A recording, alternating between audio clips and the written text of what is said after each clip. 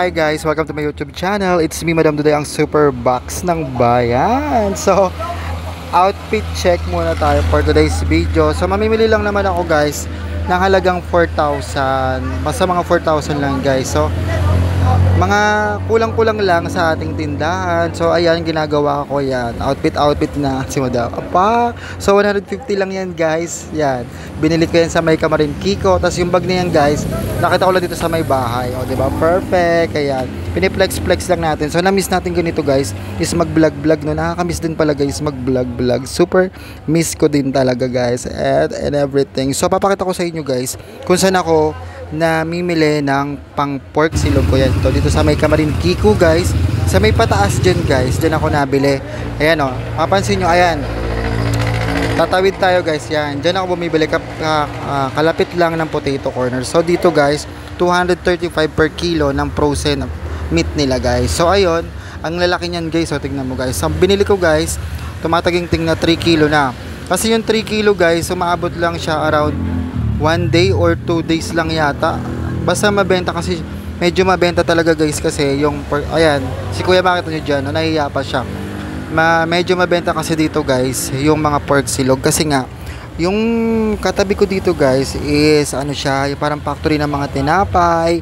Tapos may factory din yata ng, ano ba tawag dun guys? Popcorn. So ayan, kaya pag madaling araw guys, kumakain sila dito ng silog ko. Yung silog ko guys is 50 pesos lang naman yan guys. So sa 3 kilo guys, umaabot na siya ng mga 40 orders or 39 orders, ganon. 42 orders. Pagka malalaki guys is 3 cut yan. Kasi pagka nalagyan na kasi siya ng mga pampalasa guys, alam nyo ba ang nangyayari din sa pork is lumalaki pa siya. Ayun. So ayan, pinipilian ko siya guys. Kapag malaki, 3 cut. Pag medyo kasing laki lang ng kamay is 2 cut. So ayan, ang ganyan guys. Maganda rin yung ano, umabot lang siya ng 759 guys. So sa 3 kilo. So ayun guys, kasi nalalaman ko naman yung kinikita niyan guys is tuwing katapusan guys. So ayan, ang dami niya rin nilang customer. So dyan din ako bumibili ng pang sisig ko. And then naghahanap nga yung customer ko ng toothpick. Ayan. So bumili akong toothpick yan kay ate. Kasi namalengke naman ng bakla. Kasi ganito talaga ako guys. So super energetic ako pagka sa mga about pagkakakitaan. So ayan. Ginagawa kasi katapusan na rin kasi ngayon guys, kailangan natin magbigay din kay mama, kaya super sipag talaga ang bayot. So ang diskarte ko, hanggat may pera ako guys, binibili ko muna talaga ng mga paninda, yung mga kulang-kulang sa tindahan. So ayan, so ito rin, dagdag income na rin sa atin to, kahit papano meron din tayong sinasahod kay YouTube nga. So ayan, napapansin nyo, konti-konti lang yung binibili ko kasi meron pa naman laman ng kahit konti papano dun sa ating sari-sari store. Buffer lang. Kung ano lang yung talaga mga fast moving, ayun din yung isang sekreto sa isang sari-sari store guys. Kung ano lang yung mga mabentang produkto, ayun lang dapat ang dinadamihan talaga natin. So guys, so namimili din ako sa Super 8 na to guys kasi nga yung pera ko nga is sa GCash guys. So puro cash out sila. So ang ginagawa kong diskarte din, 'di ba? Wala nga akong cash guys. So inunti-unti kong bayaran yung mga nagka-cash out sa akin. Pero mga kilala ko rin naman yung guys.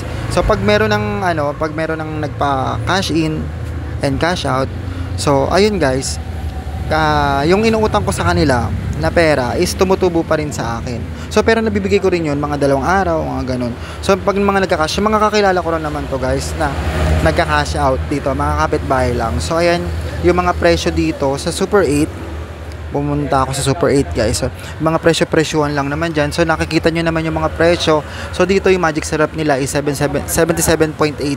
Kasi nga GCash kasi yung gagamitin ko. Kasi mga konting dilata lang din yung mga binibili ko. Kasi minsan ito guys, ginagawa ko rin siyang silog. So 50 pesos with egg and rice na siya. So okay naman yung tubuan sa mga silog business and Century. Ayan, bumibili rin ako ng mga ganyan-ganyan. So yung Century nila dito, ayun yung mga presyo nila guys. Meron akong maliit na binibili, may malaki, ayun. Pakonti-konti lang guys, kung ano lang talaga yung mabenta talaga dito sa ating sari-sari store. At huwag niyong kalimutan guys, please like, share, and subscribe my YouTube channel para updated ka sa mga bago kong video. So ayan, bumili rin ako ng Mega Sardines. Tsaka bago na pala yung packaging ng Mega. Ang ganda niya tignan kasi yung ibabaw dilaw, 'di ba? So comment down below kung medyo mahal ba dito sa Super 8. Baka naman Super 8.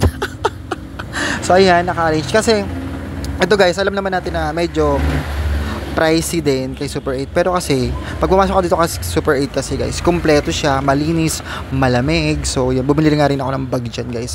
So yan, mga chichirya, pa konti-konti lang din guys. So, ayan, papakita ko sa inyo yung mukha nung harapan yon. Puro chichirya talaga yung mukha ng harapan ng ating sari-sari store guys. So ayan, konti-konti lang nang binibili ko guys para may laman lang yung sari-sari store natin. So although ganun pa rin naman yung itsura ng sari-sari store, hindi lang ako medyo talaga nagbablog kasi alam niyo naman, minsan tinatamad din ako mag-vlog. So kasi ang dami ko na rin kasi guys ng mga vlog ko, no. So minsan medyo tatama rin ka rin, kaya pasulpot-sulpot na lang din ako dito sa YouTube video na yan. At kung hindi ka pa nakasubscribe guys, please like, share, and subscribe my YouTube channel para updated ka sa mga bagong kong video. Ayan ang mga pinagbibili ko guys. So, di ko alam kung umabot na ng 4,000 yan. Ayan, Wilkins para sigurado talagang super linis. Ayan. So, ayan, ewan nga guys kung 4,000 yun, parang hindi pa. So, hindi pa nga siya 4,000 guys kasi umabot lang siya ng 3,000 plus. So, yung iba, pinamili natin ng mga pangsilog. So, tender juicy talaga yung ginagamit ko guys kasi masarap talaga tong tender juicy na to guys. So, ayan, ang kinagandahan dito sa may Super 8 na mayroon silang pahatid, diba? Ayan. So, ayan na pala, dinagdagan ko, naging 4,000 plus na yan guys. Nagdagdag pa kasi ako guys ng mga pinamili ko pa.